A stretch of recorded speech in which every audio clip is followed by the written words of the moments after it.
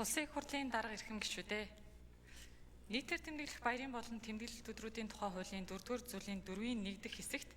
нийтээр тэмдэглэх баярын өдрийн талаар хуульчилж 7-р сарын 10, 11, 12, 13, 14, 15-ны өдрүүдэд үндэсний их баяр наадам ардын хувьсгалын ойн баярыг, цагаан сарыг бэлгийн тооллын хаврын тэргүүн сарын шөнийн 1, 2, 3-ны өдрүүдэд, шинэ жилийг 1-р сарын 1-ний өдөр, олон улсын эмэгтэйчүүдийн өдрийг 3-р сарын 8-нд, хүүхдийн баярыг 6-р сарын 1-ний өдөр, үндэсний эрхчлөлөө тусгаар тогтнолоо сэргээсний баярыг 12-р сарын 29-ний өдөр, их эзэн Чингис хааны өдрийг их эзэн Чингис хаан мэндэлсний бэлгийн тооллын өвлийн тэргүүн сарын шөнийн 1-нд, бүгд найрамдах улс тунхагласан өдрийг 11-р сарын 26-нд, Бурхан багшийн эхтүүчийн өдрийг бэлгийн тооллын зуны тэргүүн сарын шөнийн 15-ны өдөр тэмдэглэн өнгөрүүлэхээр тус тогтоосон байна.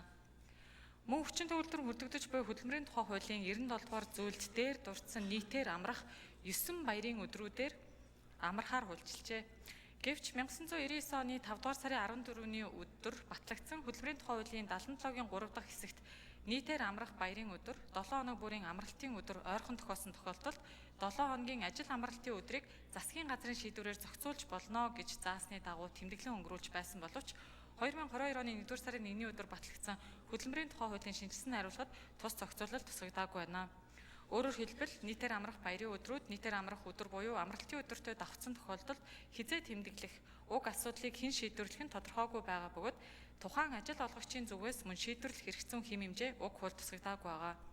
Иймд нийтээр тэмдэглэх баярын болон тэмдэглэлт өдрүүдийн тухай хуульд нэмэлт оруулах хэрэгцээ шаардлагыг үндэслэн хууль тогтоомжийн тухай хуулийн 16 дугаар зүйлийн 16-гийн 3 заасны дагуу нэмэлт оруулах хуулийн төслийг хөдөлмөрийн тухай хуульд нэмэлт оруулах тухай хуулийн төсөлтэй хамттан боловсрууллаа.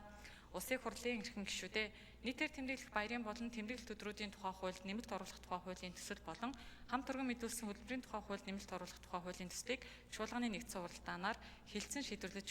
өгөхийг та бүхнээс хүсье. Анхаарал хандуулсанд баярлалаа.